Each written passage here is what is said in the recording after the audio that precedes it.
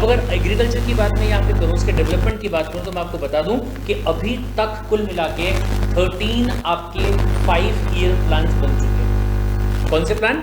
5 year plan. सही क्या होते हैं? कुछ नहीं, डिसाइड किया जाता है कि अगले आने वाले 5 साल में हमें क्या करना है। फिर उसके बाद में जैसे ही वो 5 साल कंप्लीट हो जाएंगे, फिर उसके बाद अगले आने वाले 5 साल का टारगेट जो है वो सेट किया जाएगा। एक बजट बनाया जाता है कि ये 5 साल के अंदर इतना पैसा हम इस पर्टिकुलर फील्ड के डेवलपमेंट में खर्च करेंगे और उसके हिसाब से सो एंड सो आउटपुट जो है उसको लाने की कोशिश करेंगे। टारगेट सेट किए जाते हैं, ठीक है। तो अगर भाई साहब सीधे सीधे मैं बात करूं तो एक तो होता है विजन। विजन की बात अगर आप करोगे तो बहुत ज्यादा लॉन्ग टर्म होता है, शायद 30 साल बाद, 40 साल बाद, 50 साल बाद। लेकिन एक होता है आपका मिशन। मिशन की बात अगर की जाए तो उसी को आप नाम दे सकते हैं क्या? 5 ईयर प्लान्स। सर अगले आने वाले 5 साल में एग्रीकल्चर में हमारी कंट्री, हमारी गवर्नमेंट जो है वो क्या क्या अचीव करना चाहती है, उसके बारे में चीजों को डिसाइड किया जाता है।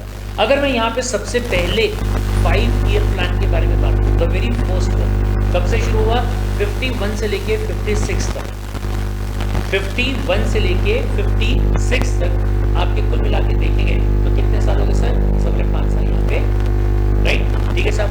अब इसमें highest priority was according to increase of the agriculture production. मतलब सबसे इंपॉर्टेंट फोकस ये था कि कैसे हमारी कंट्री में एग्रीकल्चर का जो प्रोडक्शन उसको बढ़ाया जाए, ताकि एग्रीकल्चर का प्रोडक्शन अगर बढ़ेगा तो हमारी कंट्री में रॉ मटेरियल बढ़ेगा। अगर हमारी कंट्री में रॉ मटेरियल बढ़ेगा तो उसको फिनिश गुड्स में कन्वर्ट करने के लिए लेबर की रिक्वायरमेंट बढ़ेगी, जिसकी वजह से कंट्री में एम्प्लॉयमेंट का जनरेशन, ठीक है, नियरली 1/3 और वी कैन से 31%। एग्जैक्टली 1/3 की बात अगर आप करोगे तो इट विल बी 33.33, बट अगर मैं थोड़ा और एग्जैक्ट की बात करूं तो 31% of the total plan fund were allocated to agriculture sector. मतलब जो भी 5 ईयर प्लान बनाया गया था उसमें ये तो नहीं था कि सिर्फ एग्रीकल्चर के बारे में सोचा जाए, पूरी कंट्री के डेवलपमेंट के बारे में सोचा जाए, ठीक है। बट उसमें जो 100% फंड एलोकेशन की बात की गई थी उसमें से लगभग 33% और एग्जैक्टली अगर बात करूं तो 31% डिसाइड किया गया था कि एग्रीकल्चर को डेवलप करने में ध्यान जो है वो दिया जाए, ठीक है साहब।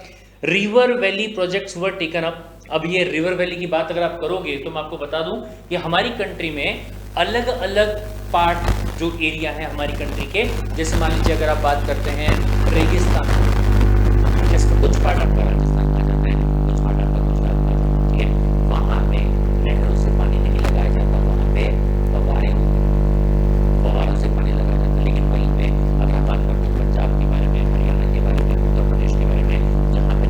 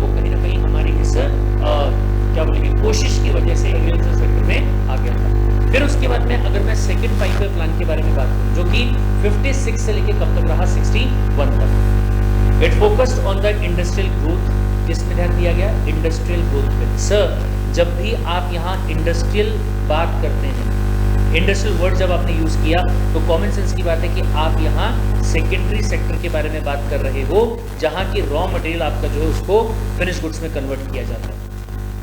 मतलब जैसे फर्स्ट 5 ईयर के अंदर क्या था, मेन जो फोकस था वो एग्रीकल्चर के ऊपर था, वैसे ही यहाँ पे किसके ऊपर था? इंडस्ट्री के ऊपर। क्या कहता है?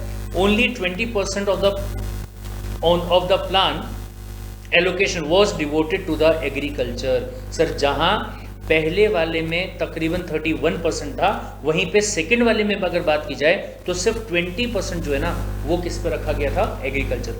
ठीक है साहब। Still food grain production exceeded the target due to extension of irrigation facility and use of the chemical fertilizers. मतलब इवन दो यहाँ जो फंड का एलोकेशन किया गया दैट वाज ओनली 20%, उसके बावजूद जो पिछले 5 ईयर प्लान के अंदर एग्रीकल्चर में आउटपुट बढ़ा था उससे कहीं ज्यादा आउटपुट जो है वो सेकंड वाले में बढ़ा। क्यों सर? जो पहले वाले में आपने एफर्ट्स किए थे ना उसका बेनिफिट आपको कहाँ मिला होगा? सेकंड वाले में। क्यों सर? अरे भाई साहब, नहरें जो बनानी थी, एक बार जो खर्चा आपने कर दिया, कम से कम अगले 10, 12, 15 साल तो चलेगा, कम से कम अगले 10, 12, 15 साल तो चलेगा। तो ऐसे केस में सेकंड फेज में आपको उतना खर्चा एग्रीकल्चर पे नहीं करना पड़ा और उससे ज्यादा आउटपुट जो है वो आपको वहां पे मिल गया। ठीक है साहब। लेकिन वहीं पे अगर मैं थर्ड 5 ईयर प्लान के बारे में बात करूं जो कि 61 से लेकर कब तक रहा, 66 तक, क्या कहते हैं? The priorities were on the self sufficiency in the food grain. बहुत ध्यान से सुनिएगा। अगर 1961 के पहले की बात की जाए, हालांकि अगर मैं आज की भी बात करूं तो ऐसा नहीं है कि जितना अनाज हमारी कंट्री में रिक्वायर्ड होता है वो पूरा का पूरा हमारी ही कंट्री में प्रोड्यूस किया जाता है, ऐसा नहीं है।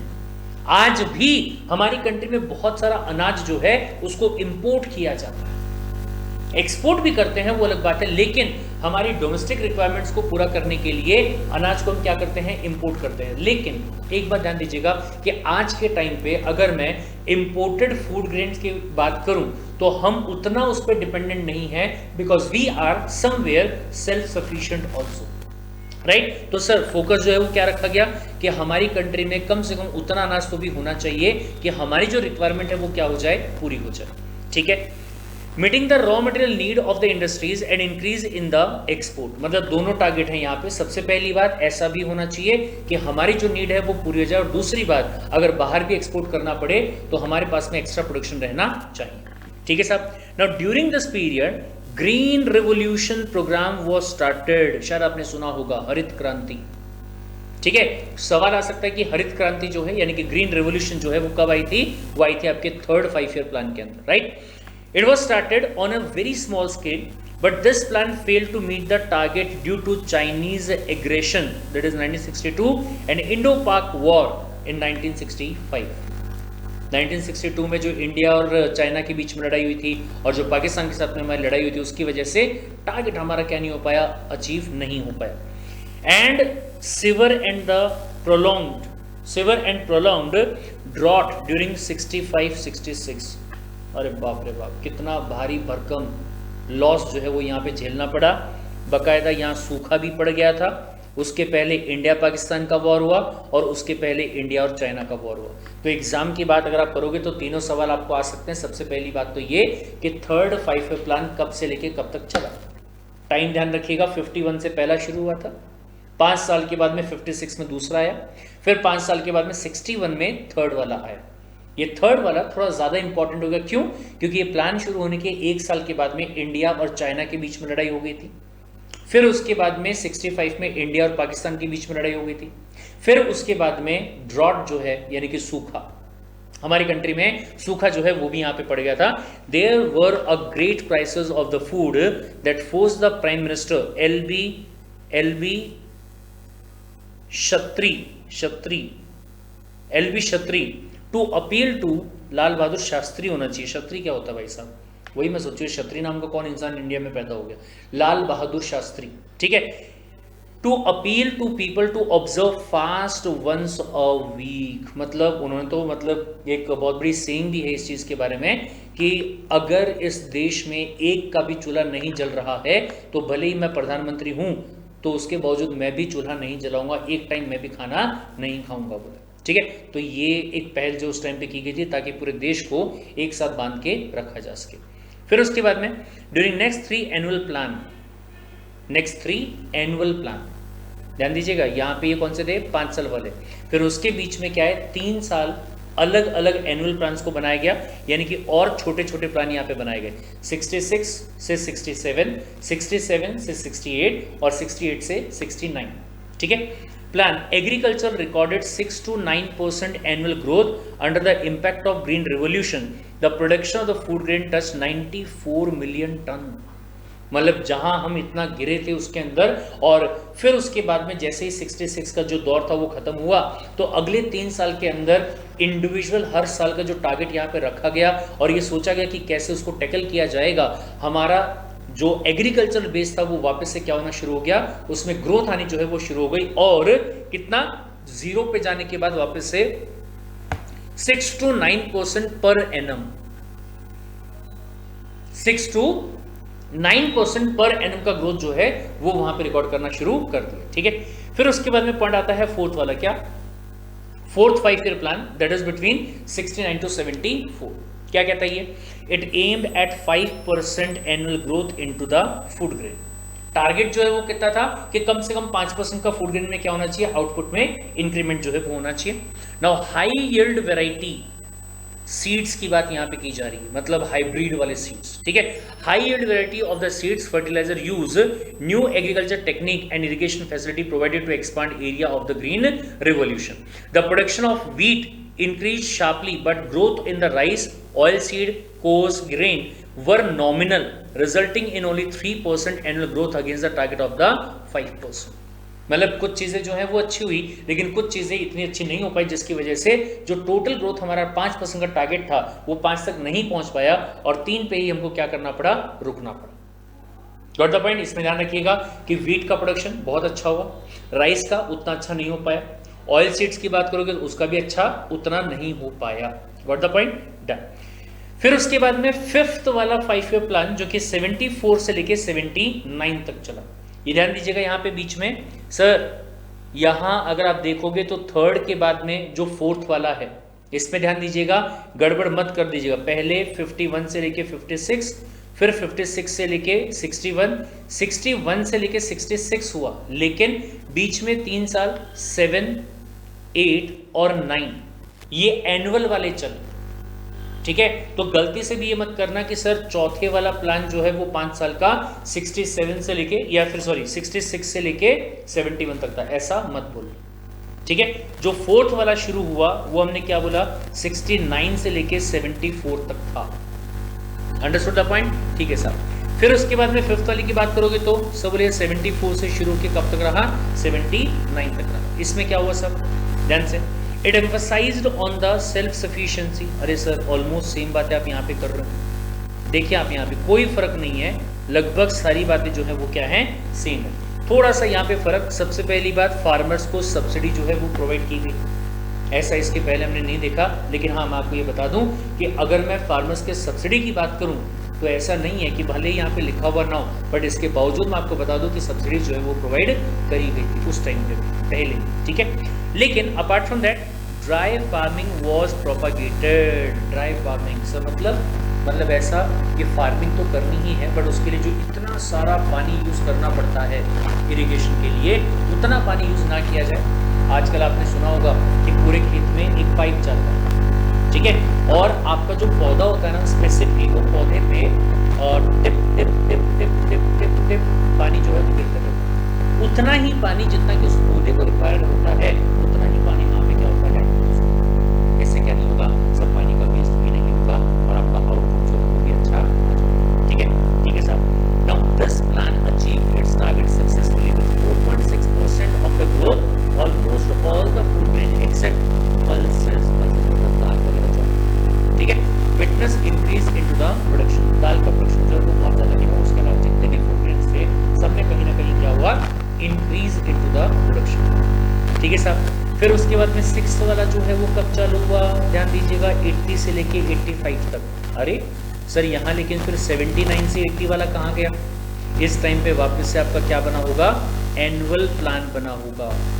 भाई साहब ये ध्यान रखिएगा, ये एक बहुत बड़ी गड़बड़ हो सकती है, आपसे एग्जाम में क्वेश्चन पूछा जा सकता है कि 6 वाला 5 ईयर प्लान जो है वो कब से शुरू हुआ।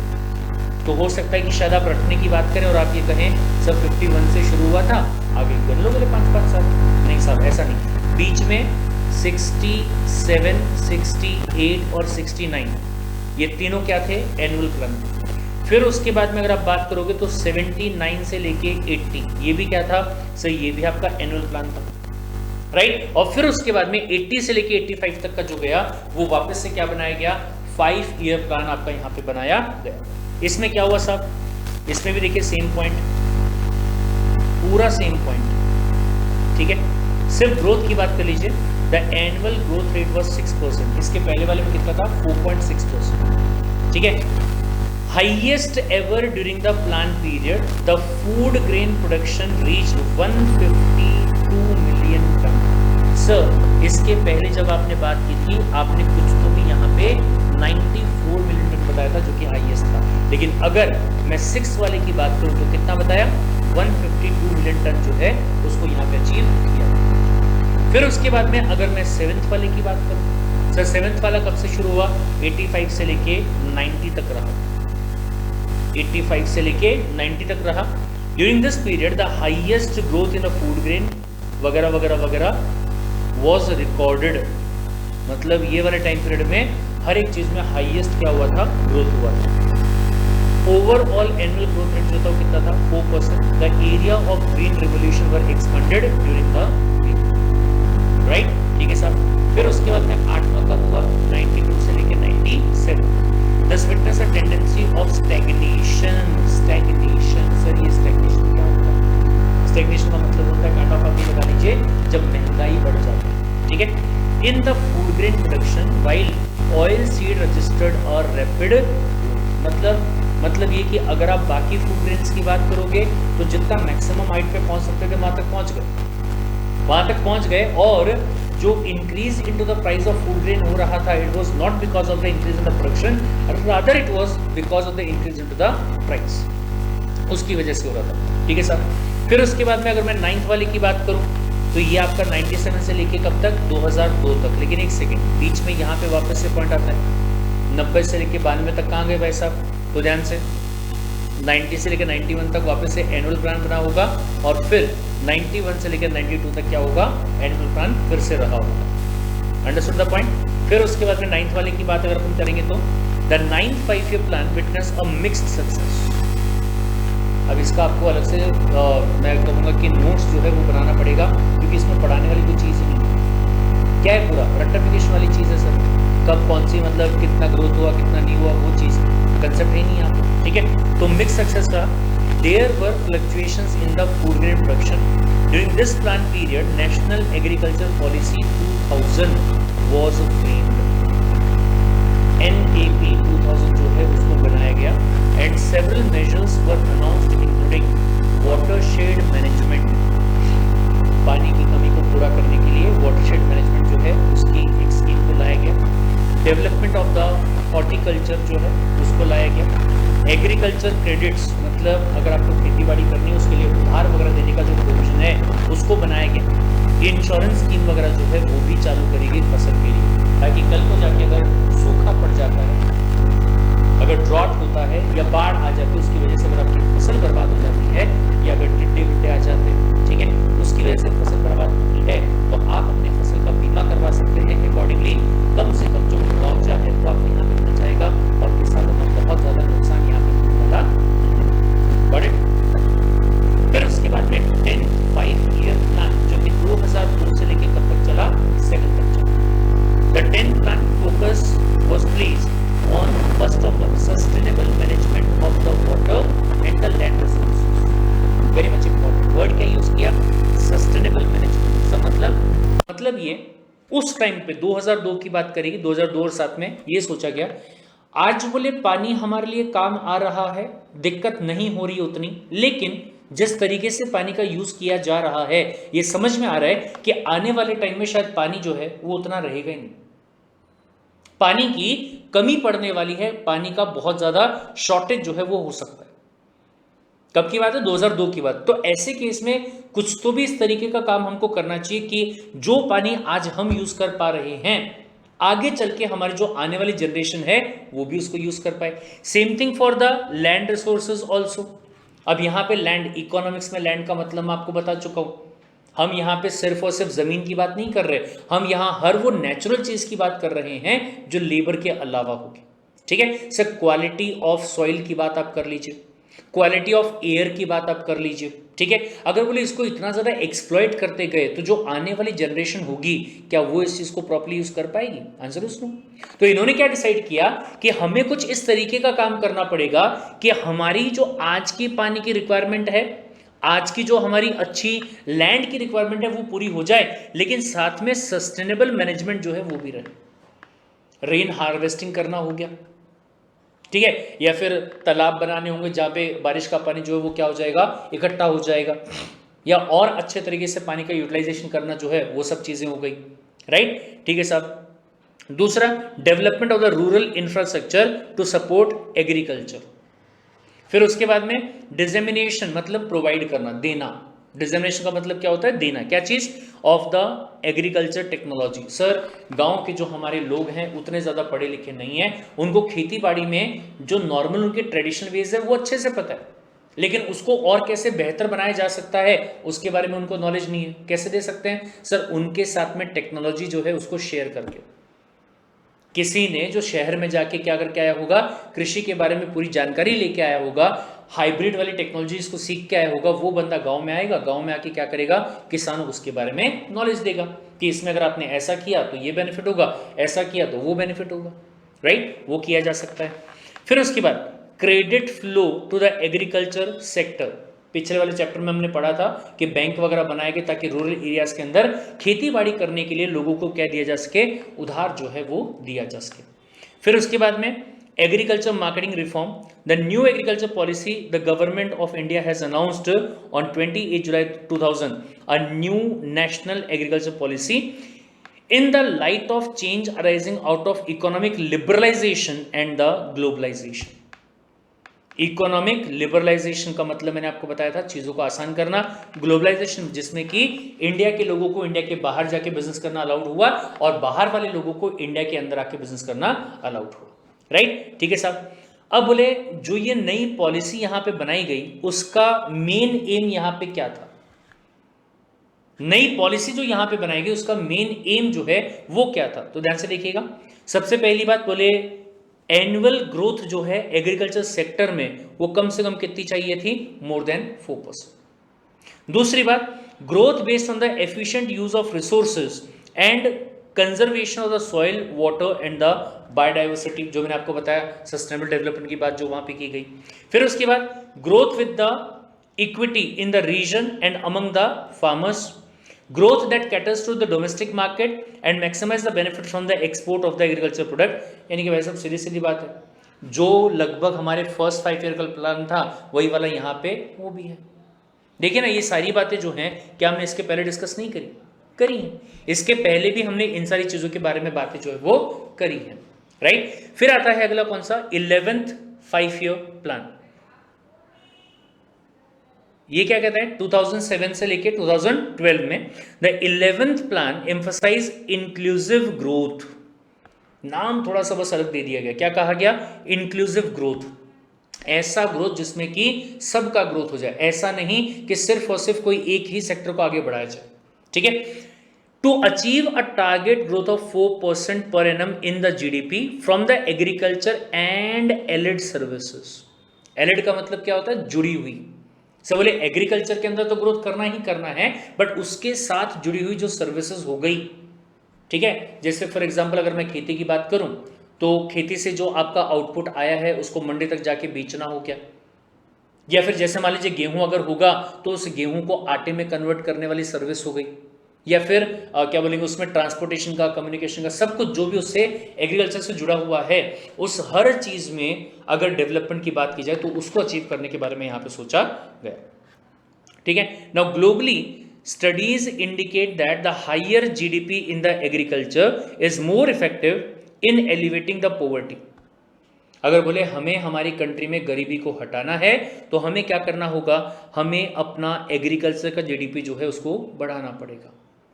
सो लेकिन एक मिनट, अगर गरीबी को हटाना है तो मेरे ख्याल से प्रोडक्शन जो है उसको बढ़ाना चाहिए, तब जाके शायद गरीबी जो है वो हट जाए। लेकिन ध्यान दीजिएगा, यहाँ ये जो बात कही गई ना ये बहुत इंपॉर्टेंट है।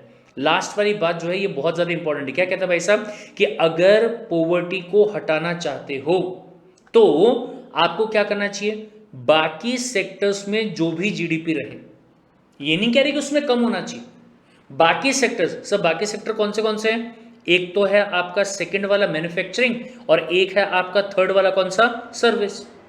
बोले इनके अंदर जितना भी जीडीपी रहेगा ना, उससे कहीं ज्यादा जीडीपी आपका कौन से वाले में होना चाहिए? फर्स्ट वाले में।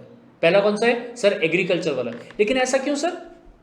अगर बोले मान लीजिए यहां पे 20% होता है, यहां 60% होता है और यहां 20% होता है, तो अगर मैन्युफैक्चरिंग वाले में 60% हुआ तो इसमें कुछ बुरा है क्या? अरे बोले बुरा नहीं है, लेकिन प्रॉब्लम ये है कि अगर एग्रीकल्चर वाले के अंदर ज्यादा हो रहा होता तो और भी बेहतर होता। सब वो कैसे? अरे कॉमन सेंस की बात है। हमने क्या कहा कि जो यहां पे प्रोड्यूस किया जाएगा उसी को तो प्रोसेस करके सेकंड वाले में आगे फिनिश गुड्स बनाया जाएगा। अब जरा सोचिए एक बार कि अगर प्राइमरी सेक्टर यानी कि एग्रीकल्चर के अंदर जो रॉ मटेरियल आपका बन रहा है, जो अनाज आपका बन रहा है, अगर वही कम रहेगा तो आगे आप क्या करोगे भाई साहब? आगे कन्वर्जन किसका करोगे? Are you getting the point? तो इसीलिए यहां पे क्या बोला गया कि प्राइमरी सेक्टर में जो आपका आउटपुट रहेगा, अगर मैं जीडीपी की बात करूं तो क्या कहा गया भाई साहब?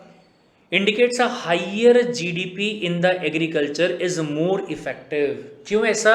क्योंकि अगर यहां जीडीपी बढ़ेगा तो उसका बेनिफिट यहां पे भी मिलेगा और उसकी वजह से जो सर्विस सेक्टर है ना, उसको भी बेनिफिट जरूर मिलेगा।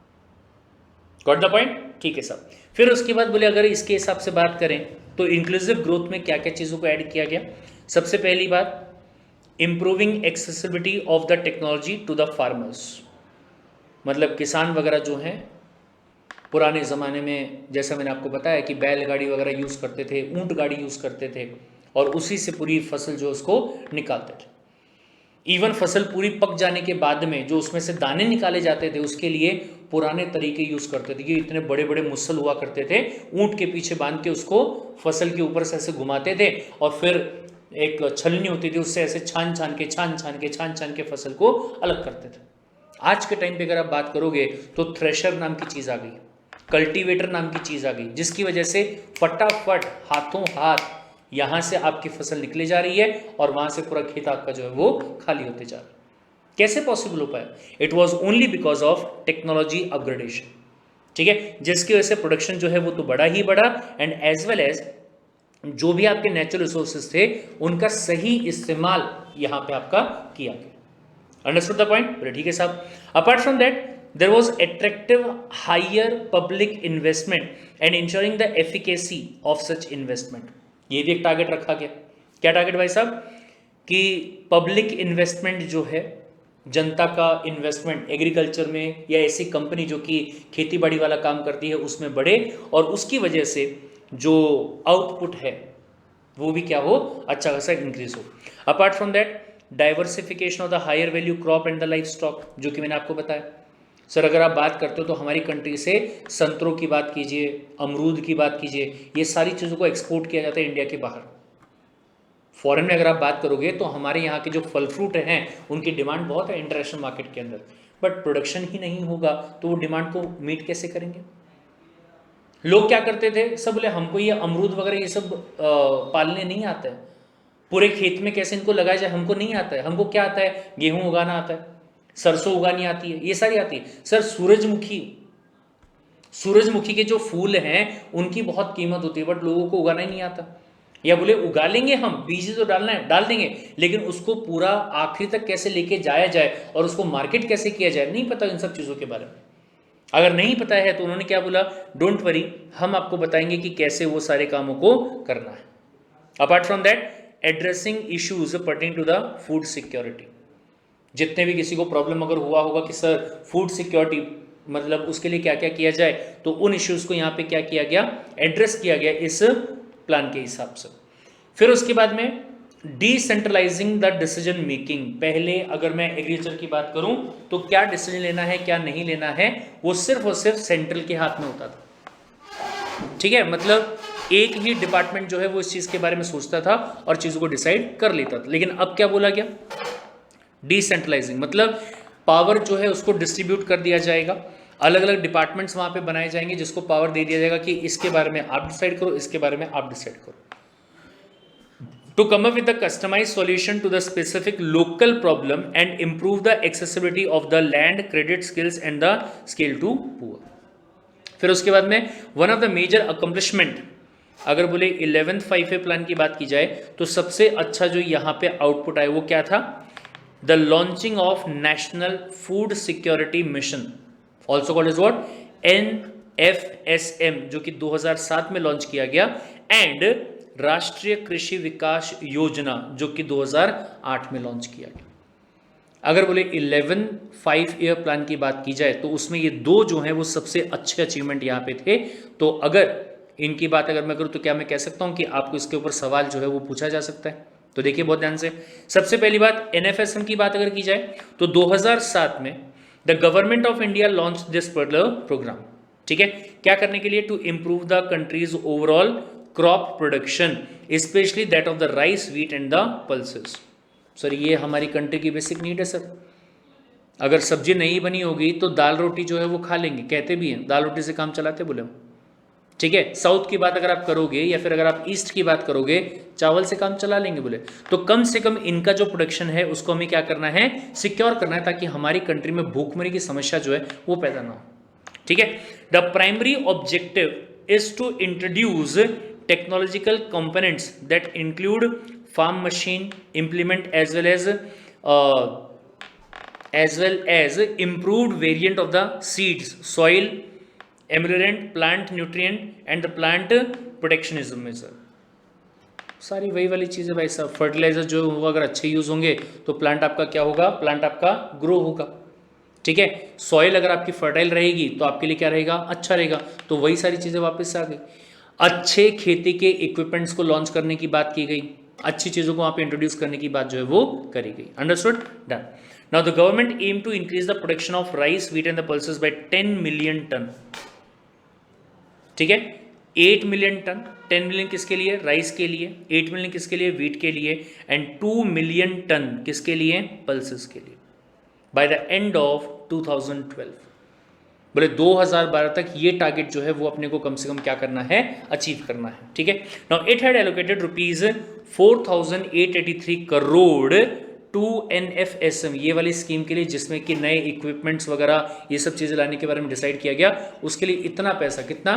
तकरीबन 5,000 करोड़ रुपए जो है वो इसके लिए क्या किया गया? एलोकेट किया गया. ऑफ विच इतना पैसा वॉज स्पेंट अंटिल 31 मार्च 2011.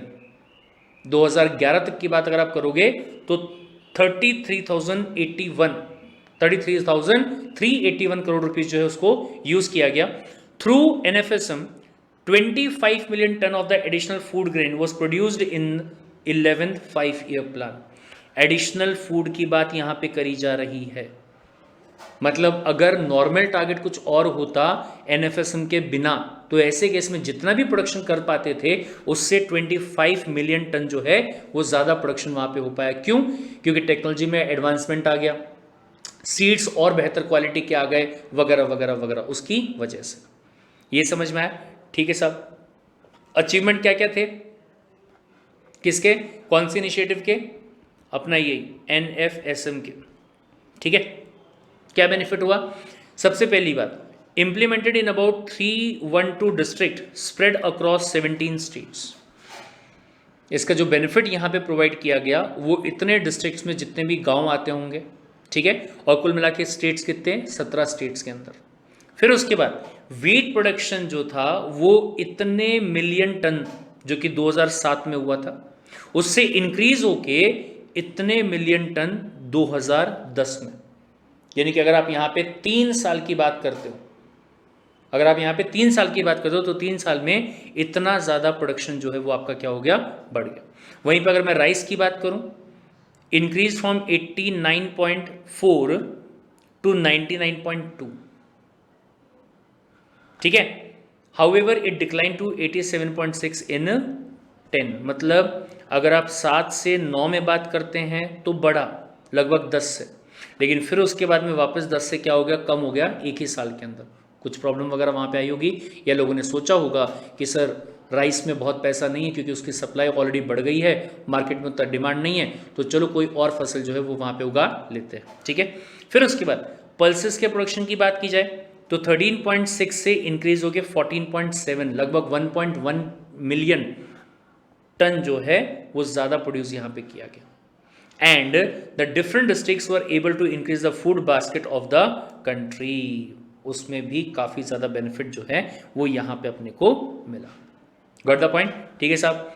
फिर उसके बाद में अगर राष्ट्रीय कृषि विकास योजना की बात की जाए, RKVY, ठीक है, in financial year 8 the government introduce this particular policy with an outlay of 25,000 crore, 25,000 crore. अगर मैं इसके पहले वाली स्कीम की बात करूं, NFSM की बात करूं, तो वहां पे 4483 करोड़ की बात की गई थी। ठीक है, यहां पे 25,000 crore to encourage the states to increase the public investment in the agriculture and allied services.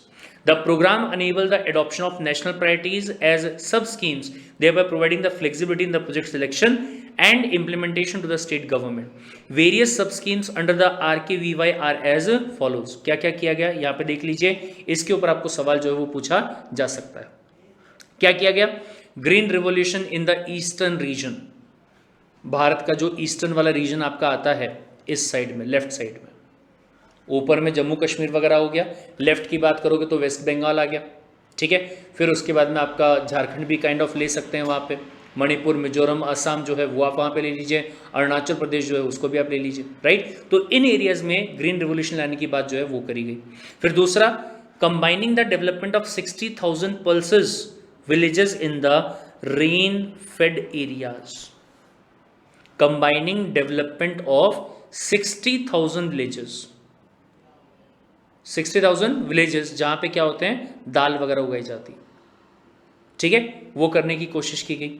फिर encouraging the use of palm oil, palm oil के इस्तेमाल को बढ़ाया गया, ठीक है, उसको एनकरेज किया गया। Initiative on the vegetable cluster, सब्जियों का प्रोडक्शन जो है उसको बढ़ाने के बारे में इनिशिएटिव लिया गया। फिर न्यूट्री सेल्स के बारे में डिसाइड किया गया कि इसका प्रोडक्शन जो है वो बढ़ाना है। National mission for the protein supplements initiative ये किया गया। फिर फॉडर डेवलपमेंट प्रोग्राम जो है उसको बढ़ाया गया।